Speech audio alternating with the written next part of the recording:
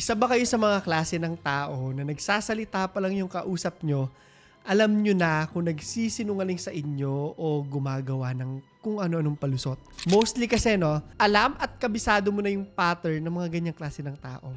Ngayon itong kwento natin, ngayong gabi, isa sa mga extremes ng mga taong sinungaling. Na kapag ang isang tao po, natabunan na siya sa dami ng mga kasinungalingan niya, guguho at guguho yung mga kasinungalingan na yan. So ano ba yung nangyari?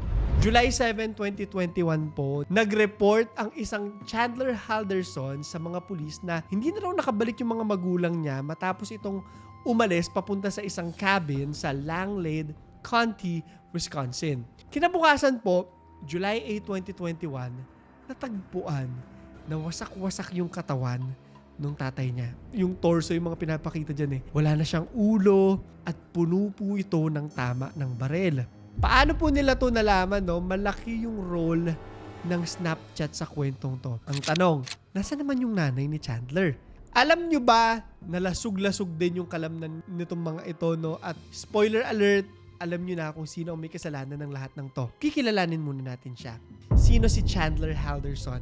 Si Chandler Michael Halderson ay isang Gen Z na ipinanganak noong March 15, 1998. Yung mga magulang niya po na nawala at namatay ay sina Bart at Krista Halderson. Gaya ng ibang mga magulang, bata pa lang po si Chandler, ay sobrang proud na sa kanya yung mga parents niya.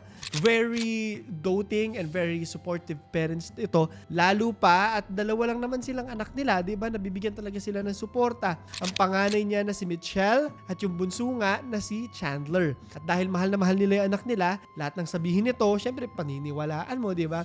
At lahat ng hiling nito, ibibigay mo hanggang kaya. Pero sa totoong buhay, aminin na natin, oo, lahat nabibigay sa'yo ng magulang mo, pero lahat dapat may hangganan. Lalong-lalo na at kung tila parang naaabuso na yung parents, hindi lang physical kundi psychological, verbal, and even financial. Lahat yan maaaring magkaroon ng epekto hindi lang sa relasyon ng magulang sa anak, kung hindi sa kahit anong relasyon na meron tayo sa ibang mga tao. Kaibigan man yan, asawa, o maging kamag-anak. Dito na ngayon papasok yung ang kasinungalingan. Bago tayo pumunta sa patayan po, kailangan nating malaman lahat ng kasinungalingan ni Chandler at kung paano umabot sa point na kinailangan niya pang patayin yung mga magulang niya. Mahaba-haba po to at huwag kayong aalis kasi sure ako matitrigger po kayo at mapapaisip kayo na merong isa o maraming tao sa buhay nyo yung makikita nyo yung mga ganitong klase ng patterns ng pagsisinungaling.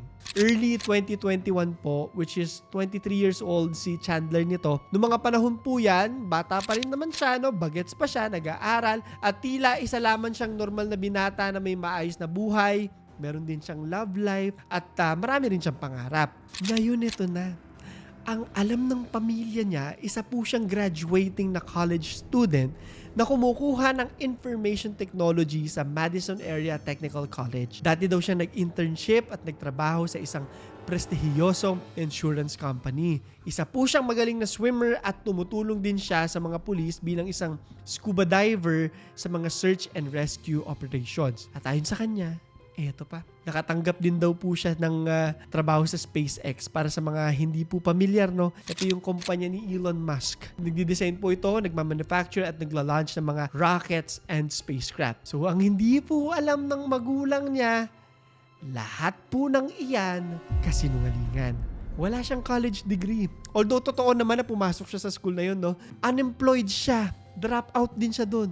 Lahat kasinungalingan, at pag nahuhuli yung kasinungalingan, dadagdagan ng panibagong kasinungalingan. Para proof po sa mga kwento niya, pinipeke niya yung kagaya na lang ng mga HR comms, employment letters, at kung ano-ano pa.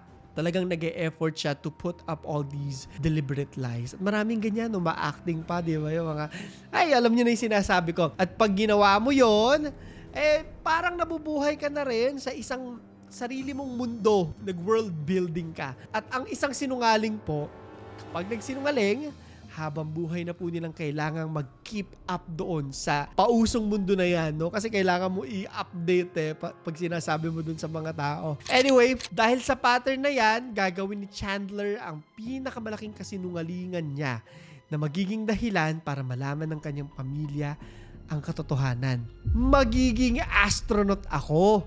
Ito na yung pinakamalalang kasinungalingan niya sa lahat. Obviously, parang hindi rin makatotohanan naman kasi, diba? Ayon sa investigasyon po, no, which happened after the killing, just to be clear, kahit wala pa po tayo doon, nagsimula po yung paghihinala ni Bart, yung tatay, dahil nga hindi man lang nagbibigay ng rent itong si Chandler. Kahit paayon dito ay 1 taon na siyang nagtatrabaho sa insurance company. Lagi lang din daw itong nasa bahay at nang minsang tanungin siya, dinahilan niya, ay remote work po ako. Pero dahil nga accountant yung tatay niya, kumbaga parang nag-o-audit yung tatay niya sa kanya. Nung una, sabi ni Chandler, hindi daw siya makabayad ng rent dahil hindi siya napapasahuran ng maayos. May ganung drama pa siya. Nung sumunod na nagtanong ulit si Bart, sinabi naman niyang mali daw yung bank account na pinagdedeposituhan ng employer niya kaya wala na naman siyang sahod. Ganyan yun, paawa after paawa. Emotional manipulation. Ako, ang dami kong kilalang ganito sa buhay ko. Na-stress ako sa kwento natin ngayong gabi. At nung huli, sinabi naman nito na dahil maraming ang utang yung kumpanya sa kanya, malaki raw masyado yung makukuha niyang sahod. Kaya inakala ng bangko na peke yung deposit niya. Mga palusot na sadyang napakalayo po sa katotohanan at tinahitahi ng mga kasinungalingan lamang. At dahil siguro nape-pressure na siya at nahihirapan ng sagutin yung mga tanong ng tatay niya, kahit sino naman, di ba? Sinubukan na naman niyang ilihis yung atensyon nito sa pamamagitan na pagsabi na, Dad, natanggap po ako bilang isang astronaut sa SpaceX. Ganyan po yung pattern talaga ng mga sinungaling. I-introhan ka ng bagong kwento para hindi na mapansin, no, malingat na yung atensyon doon sa kwento na question sa kanila. Alam niyo ako, sisingit ko lang yung sarili ko dito sa kwento to. Superpowers ko talaga yan. Siguro sa dami na rin ng mga kakilala kong sinungaling sa buhay ko. Isang message pa lang po, isang sentence pa lang po, kung nagchat-chat ka, makikita mo pa lang na typing, alam mo na, may kutob ka na kung ano yung susunod na sasabihin sa'yo. Alam ko na chinacharot lang ako. Oo na lang ako. Alam ko marami sa inyo, ganyan din. Alam mo naman nagsisinungaling, wala ka naman magagawa. Isang sinungaling na po talaga. So, balik na lang din tayo sa kwento natin. No? Feeling ko gano'n na rin yung nararamdaman nitong tatay ni Chandler. So, sa sobrang sinungalingan niya, no, he even told his girlfriend na kailangan niya magrenta ng apartment at bumili ng bagong kotse para makapunta sa Titusville, Florida, kung saan nandun daw yung launching facility nung nasabing kumpanya na hindi totoo. Siyempre, yung parents niya na-excite para sa kanya. Let's be honest, halos lahat naman ng bata, no, nangarap na maging astronaut at makarating sa buwan. I think biskin ako naman at one point. Pero yung magkakatotoo yung pangarap mo na maaaring pinangarap din ng mga mundo, sobrang nakakamangha yan para sa mga magulang. Siyempre, as much as may doubts ka, gusto mong suportahan. Hindi na nakakamangha kung hindi nakaka-proud din talaga. Pero habang lumilipas yung araw, napapansin na ng mga magulang niya, lalong-lalo na si Bart na parang naghihintay lang sa wala etong si Chandler. Lumilipas yung mga araw, patagal ng patagal, pero parang hindi naman natutuloy. Paano nalaman ang katotohanan? Nagdududa na nga si Bart, di ba, kung totoo ba na natanggap nga siya dyan sa SpaceX. Magiging astronaut ba talaga tong anak ko? Nag-isip na naman po si Chandler ng panibagong alibi. Bagong kasinungalingan, natatahiin niya naman po para makalusot doon sa pagdududa ng tatay niya. So, ang nangyari ngayon, may sakit daw siya. Nagka-concussion daw siya kasi nalaglag daw siya sa hagda. Ayan, ganyan yung lagi meron may sakit. Ganyan yung mga sinungaling. Ito talaga yung isang pattern sa mga sinungaling. Lagi yung nangyayari sa buhay nila. Lagi may disgrasya, iba't ibang mga kwento. And of course, hindi naman na natin sineset aside yung mga taong marami talagang nangyayari sa buhay nila. May mga tao kasi talagang malas di ba? Focus tayo sa mga sinungaling, no? Ang isa sinungaling po, laging may lusot, laging may dagdag kwento, o laging may ganitong nangyari para i-divert yung attention mo sa katotohanan. Pero syempre, hindi magpapatalo si Chandler at para gawing mas makatotohanan yung drama niya, sinabi niya na nagkaroon pa nga daw siya dun sa concussion niya, nung nagkaroon ng pagdudugo yung utak niya, nagkaroon din daw siya ng spinal damage. At dahil kinailangan daw buksan yung bungo niya, nagkaroon din daw siya ng nerve damage. Kawawa ka naman. Na naging dahilan para hindi na daw siya makalakad, hindi na daw siya makapag-drive.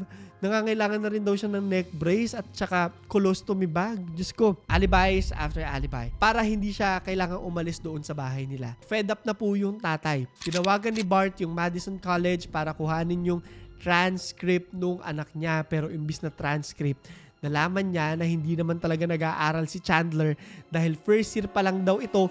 Nag-drop na po yung anak nyo. Ano po sinasabi ninyo? Kinumpirma na rin ng staff ng school na yung mga emails na ginagawa nitong si Chandler at iba pang mga correspondence na pinakita sa kanila ni Chandler, peke po yan, sir. At gawa-gawa lang po yan ng anak nyo. At ni minsan, maski isang araw, hindi pa ito nakakapagtrabaho talaga. SpaceX pa kaya, di ba? I can just imagine how disappointed and frustrated Bart was.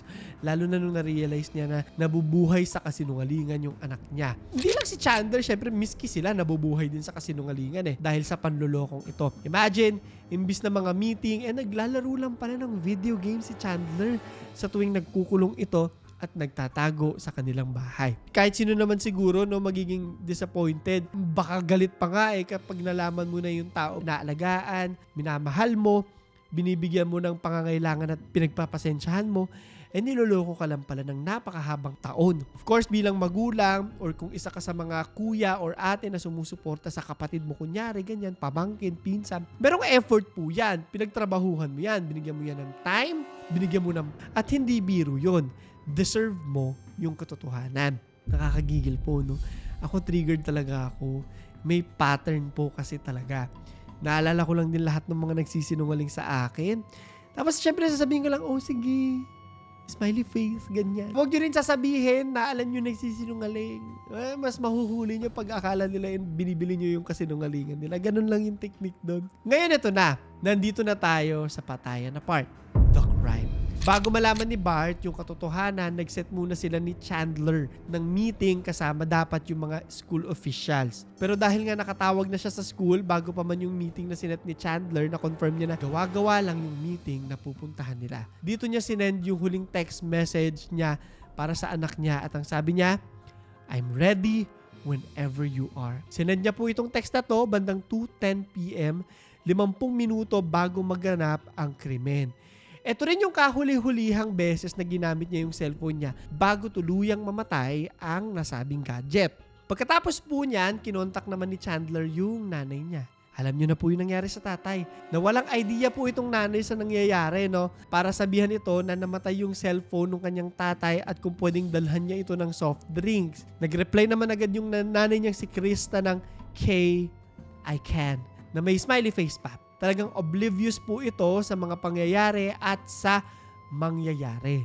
Mula ng araw na yan, hindi na nakitang buhay muli mag-asawang Bart at Krista. Pinatay ng isang sinungaling ang kanyang mga magulang. Dagdag kasinungalingan. Kagaya ng paulit-ulit na nangyayari sa kwentong to, papatungan na naman po niya ng kasinungalingan yung kanyang kasinungalingan. At yun yung magbabaon sa kanya. Matapos ang ilang araw po, July 7 na, nireport ni Chandler sa mga pulis na nawawala daw yung mga magulang niya. Nakakaawa ka naman. Ayon sa kanya, pumunta ang mga ito sa Riverside Cabin sa northern Wisconsin na pag-aari ng pamilya para palipasin yung weekend.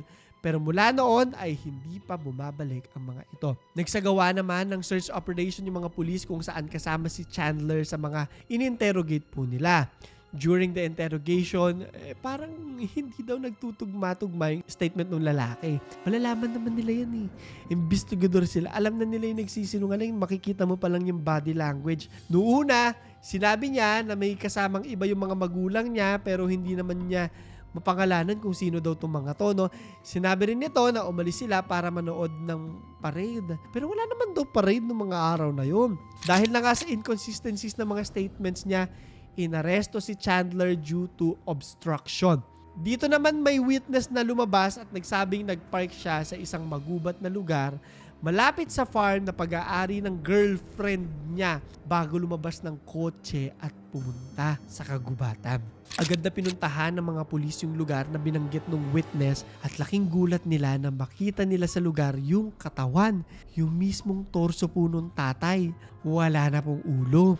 Sa bahay naman ng mga Halderson, na-discover ng mga investigador yung mga parte ng buto ng tao na nasa fireplace po ng kanilang bahay. Nakita rin sa lugar yung ilang tools na ginamit sa krimen at nang mag-run sila ng DNA analysis po, nakumpirma na ginamit ito sa mga magulang ng lalaki. Dito na kinasuhan ng first degree murder, hiding a corpse at mutilating a corpse si Chandler. Ang dami, di ba?